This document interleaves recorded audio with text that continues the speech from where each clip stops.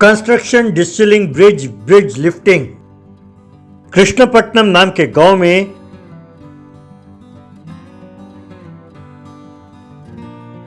पुरानी पुल टूट चुकी थी, इसीलिए नए पुल का बनाना बहुत जरूरी था।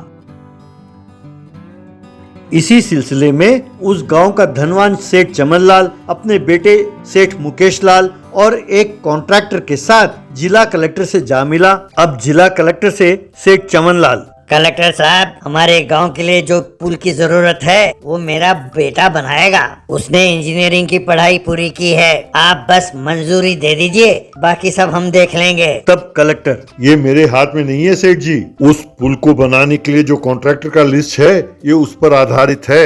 अब आप इतना कह रहे हैं तो एक बार मैं पूछकर देख लेता हूँ। फिर कॉन्ट्रैक्टर से कलेक्टर, क्यों धर्मेंद्र जी, आपने सुना ना, उसके बेटे को एक मौका क्यों नहीं दे देते आप? तब धर्मेंद्र, ऐसे कैसे दे दें कलेक्टर जी, मानता हूँ कि सेठ जी बहुत धनवान हैं, लेकिन उनका बेटा एकदम निकम्मा है। उसने इंजीनियरिंग की पढ़ाई में 12 साल लगा दिए, उसे कहीं पर भी काम करने का अनुभव नहीं है। भाई मैं तो इतनी हिम्मत नहीं कर सकता। तब मुकेश, अरे कॉन्ट्रैक्टर जी, क्योंकि मुझे पढ़ाई पूरी करने में 12 साल लग गए, इसलिए मैं कोई भी पुल बस यूं चुटकी बजाते ही बना दूं। हाँ, पुल का डिजाइन देखते ही आपके होश उड़ जाएंगे। कोई भी काम करने के लिए अनुभव की जरूरत नहीं है, विजन होना चाहिए, विजन बस। और वो विजन मेरे पास है। भाई मेरा पुल देखने के लिए दूर दूर से लोग आएंगे और पुल के उद्घाटन के वक्त पुल के नीचे से बड़े बड़े शिप जाएंगे। ये सब आप मुझ पर छोड़ दो, मैं जानता हूँ मुझे क्या करना है। तब धर्मेंद्र, सर मेरे पास एक इंजीनियर पहले से ही है, वो बहुत काबिल है सर, वो भी इसी गांव का रहने वाला है, मैं सोचता हूँ कि ये काम उसे दे दूं। तब मुकेश लाल, अरे मेरे गांव में पुल बनाने के लिए एक और इंजीनियर क्यों आएगा, मेरे होते हुए और कोई नहीं बना सकता। तब पता चल जाएगा कि कौन काबिल है। और हाँ, अगर ये पुल बनाने का काम मुझे नहीं दिया तो मैं भी देखता हूँ कि कौन बनाता है, यहाँ पर देखता हूँ पुल बनाता कौन है और उसे बनवाता कौन है, सबकी खबर लूंगा मैं। तब धर्मेंद्र, भाई तुम धमकी तो रहने दो, अगर पुल ठीक से नहीं बना तो मेरा क्या होगा, इसमें जो पैसे लगाऊंगा सब मिट्टी में मिल जाएगा, जिम्मेदारी कौन लेगा। तब चमनलाल, देखो भाई धर्मेंद्र, मेरा बेटा मेरा खून है, वो मेरे जैसे ही है, एकदम सेम टू सेम। अगर तुम्हें पैसों की चिंता है तो तुम्हें एक पैसे डालने की जरूरत नहीं है, सारा पैसा मैं डालूंगा। अगर पुल बनाने में कोई ऊंच नीच हो गया तो मैं अपनी सारी संपत्ति बेच डालूंगा और पुल को मैं पूरा बना कर दूंगा। मुझे मेरे बेटे पर उतना विश्वास है। और बीच बीच में आप भी मेरे बेटे को अच्छी सलाह दें और उसको और प्रोत्साहित करें। तब मुकेश लाल, अरे पिताजी आप भी क्या बात करते हैं, अगर मेरे पुल बनाते वक्त ये सारे खड़े रहे वहाँ पर तो ये सब मुझसे काम सीख लेंगे मुफ्त में। इसलिए मेरी एक ही शर्त है, जब मैं पुल बनाऊंगा तो पुल के आसपास कोई कॉन्ट्रैक्टर या सरकारी अफसर नहीं आएगा। मैं ऐसा पुल बनाऊंगा जो आपने आज तक कभी ना देखा या कभी सुना हो। सारा देश उस पुल के बारे में चर्चा करेगी। सब मान गए और वहाँ से चले गए। यूं कुछ दिनों बाद पुल का काम शुरू हुआ। मुकेश लाल के निर्देशन में वो सारा पुल बन रहा था। इस तरह पुल बनाने का काम काफी तेजी से चलने लगा। आधा पुल बनने के बाद पैसों की तंगी आई तो चमन लाल ने अपना सारा संपत्ति बेच डाला और बेटे को पैसे दिए पुल बनाने के लिए। इस तरह कुछ दिनों बाद वो पुल बनकर तैयार हुआ।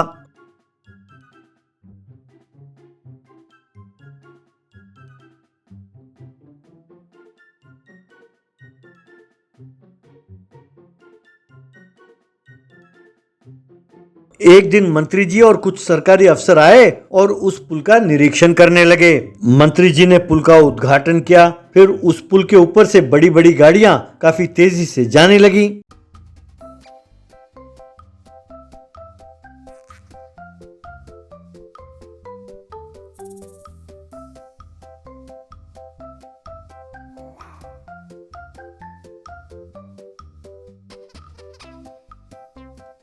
उसके बाद मंत्री जी ने पुल के पास एक बटन दबाया तो बड़े अजीब तरीके से वो पुल 2 हिस्सों में बंटकर खुलने लगा।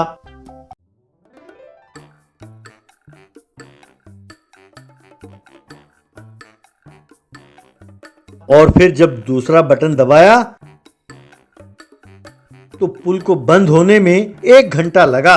इस तरह पुल के पास बहुत बड़ा ट्रैफिक जाम हो गया। ये देखकर लोगों ने ताली बजाई।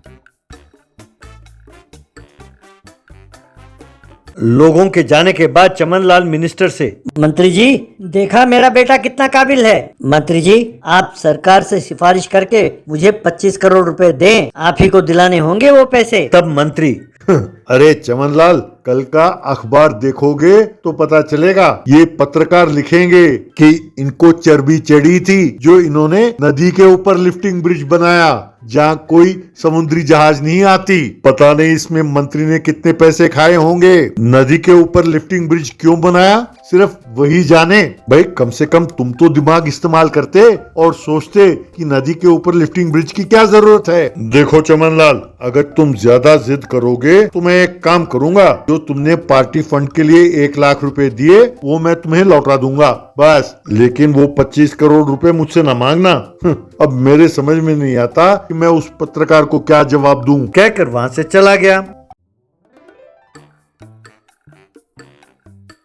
तब मुकेश लाल अपने बाप के पास गया और कहने लगा, क्यों पिताजी, मेरा काबिलियत देखकर मिनिस्टर साहब दंग रह गए। उन्होंने कहा है ना कि वो पैसे कल ही दे देंगे। तब चमनलाल, नहीं नालायक, उसने कहा है कि 1 रुपया भी नहीं देगा। उसने कहा है कि हम दोनों पुल के एक एक किनारे पर बैठ जाएं और पैसे भीख मांग कर कमाएं। नालायक, जब तक पूरे 25 करोड़ रुपए कमा कर तुम नहीं लाते, घर में कदम ना रखना, टांगे तोड़ दूंगा कमीने। कहकर अपने बेटे को खूब मारा